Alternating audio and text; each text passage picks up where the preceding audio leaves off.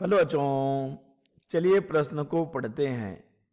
दो बिंदु आवेश प्लस 9e एवं प्लस e एक दूसरे से 16 सेंटीमीटर की दूरी पर स्थित हैं। इनके बीच एक आवेश Q को कहाँ रखा जाए कि वह संतुलन में हो। चलिए सबसे पहले हम लिख लेंगे मूल अवधारणा। मूल अवधारणा जिस पर कि यह प्रश्न आधारित है। यह प्रश्न आधारित है विद्युत क्षेत्र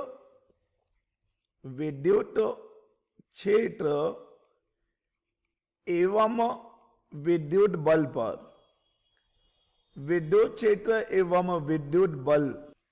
मान लीजिए बच्चों कि हमारे पास एक बिंदु आवेश है Q। तो इस बिंदु आवेश के कारण r दूरी पर किसी बिंदु P पर विद्युत क्षेत्र E बराबर होता है 1/4 पाई एप्सिलॉन नॉट Q/r का वर्ग। यह है बच्चों एक बिंदु आवेश के कारण किसी बिंदु पर विद्युत क्षेत्र की तीव्रता। और अब अगर हम मान लें कि हमारे पास एक समान विद्युत क्षेत्र है जिसकी तीव्रता है E, और अगर इस एक समान विद्युत क्षेत्र में एक बिंदु आवेश Q हो तो बच्चों हम जानते हैं कि इस बिंदु आवेश पे कितना बल लगेगा। इस बिंदु आवेश पे बल लगेगा वेक्टर F बराबर Q वेक्टर E। और अगर ये धनावेश है तो ये लगने वाला बल विद्युत क्षेत्र की दिशा में ही होगा, परंतु अगर ये ऋण आवेश है तो बच्चों ऋण आवेश पर बल लगता है विद्युत क्षेत्र के विपरीत दिशा में। चलिए बच्चों इन्हीं मूल अवधारणाओं की सहायता से हम दिए गए प्रश्न को हल करेंगे। प्रश्न में दिया गया है दो बिंदु आवेश हैं, एक है प्लस 9e और एक है बच्चों प्लस e। दो बिंदु आवेश हैं, एक है प्लस 9e और एक है प्लस e। इनके बीच की दूरी है 16 सेंटीमीटर। और अब हमें करना यह है कि इन दोनों बिंदु आवेशों के बीच एक तीसरा आवेश जो कि Q है उसको इन दोनों आवेशों के बीच इस प्रकार रखना है कि वह आवेश क्या हो बच्चों, संतुलन में हो। चलिए मान लेते हैं बच्चों कि हम आवेश को कहां रख रहे हैं। हम आवेश को प्लस 9e से x सेंटीमीटर की दूरी पर रख रहे हैं।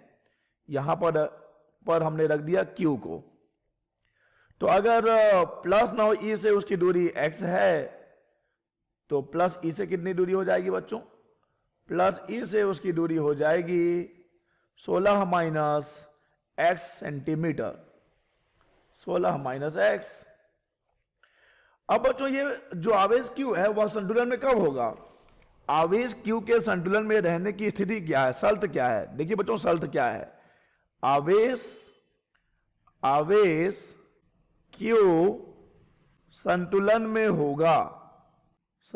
होगा यदि शर्त क्या है बच्चों, जब Q आवेश पर प्लस 9e के कारण बल बराबर होगा किसके बच्चों, Q आवेश पर प्लस E आवेश के कारण बल, प्लस E आवेश के कारण बल।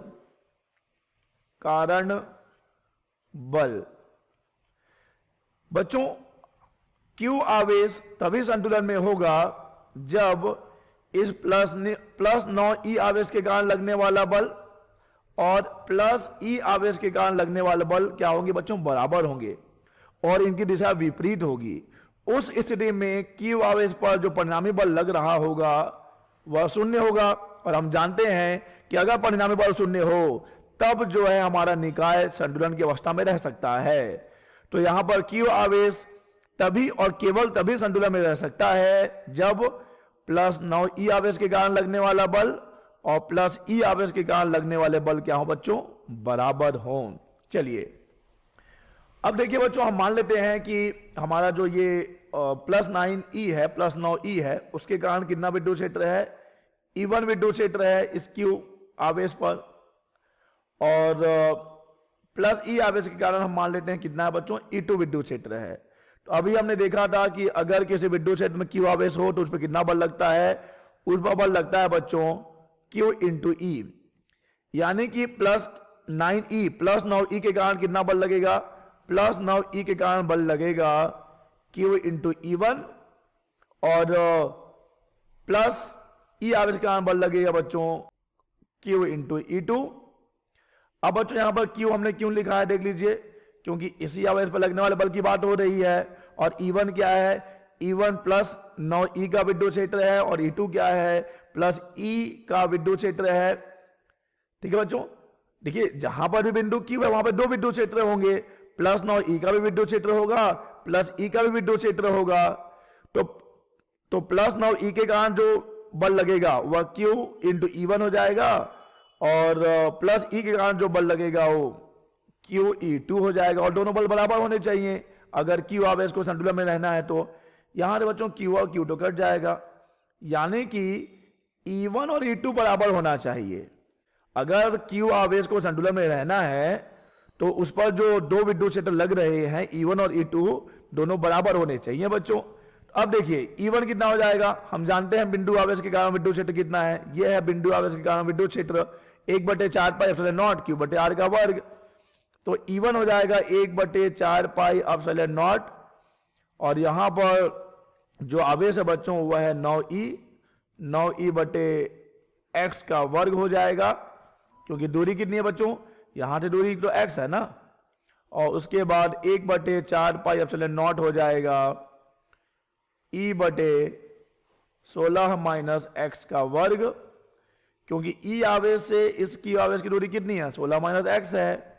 चलिए यहां से कुछ चीजें कट रही हैं, ये पूरा का पूरा पद कट जाएगा, E और E भी कट जाएगा, तो बच जाएगा 9/x का वर्ग बराबर 1/16 - x का वर्ग। बच्चों हम वर्गमूल ले लेंगे, जब हम वर्गमूल लेंगे तो ये हो जाएगा 3, और ये आ जाएगा आपका x, और ये हो जाएगा आपका प्लस माइनस, क्योंकि वर्गमूल लेंगे तो +(1/16 - x। ठीक है बच्चों, तो हमें मिल रहा है वर्गमूल लेने पर, हमने वर्गमूल लिया है तो वर्गमूल लेने पर मिल रहा है 3/x बराबर +(1/16 - x। तो चलिए पहले हम ले रहे हैं प्लस चिन्ह। जब बच्चों हम प्लस चिन्ह लेंगे तो हमें मिलेगा x बराबर, सीधे गुणा करेंगे हम तो x बराबर मिल जाएगा हमको x बराबर 3 × 16 - x। तो यहां से x बराबर 16×3 - 3x, तो ये हो जाएगा 4x बराबर 48। तो x का मान आ गया 12 सेंटीमीटर। ये है बच्चों प्लस चिन्ह लेने पर। चलिए अब हम ऋण चिन्ह ले लेते हैं। ऋण चिन्ह लेने पर क्या होगा देखिए, ये हो जाएगा x, जब हम गुणा करेंगे, देखिए कहां गया हमारा ये समीकरण, हम इस समीकरण की बात कर रहे हैं बच्चों। तो ये हो जाएगा -x हो जाएगा, जब हम ऋण चिन्ह लेंगे तो ये -x हो जाएगा, और ये हो जाएगा 3 16 - x, तो ये हो जाएगा -x बराबर 16×3 - 3x। तो ये -x और प्लस 3x यानी 2x बराबर 48, यानी x बराबर 24 सेंटीमीटर। देखिए बच्चों अब हमारे पास दो मान हैं x के, x बराबर 12 सेंटीमीटर, x बराबर 24 सेंटीमीटर। तो बच्चों x बराबर 24 सेंटीमीटर हम नहीं ले सकते, क्योंकि हमें क्या करना है, Q आवेश को दोनों के बीच रखना है, और +9e और +E के बीच में रखना है, जिनके बीच की दूरी 16 सेंटीमीटर है। तो अगर हम 24 सेंटीमीटर लेंगे तो हम इन दोनों आवेशों के बाहर चले जाएंगे, हमें इनके बीच में Q आवेश को रखना है। अतः हमारा सही उत्तर हो जाएगा x बराबर 12 सेंटीमीटर। x बराबर 12 सेंटीमीटर। आशा करते हैं बच्चों आपको यह प्रश्न समझ आया होगा। धन्यवाद।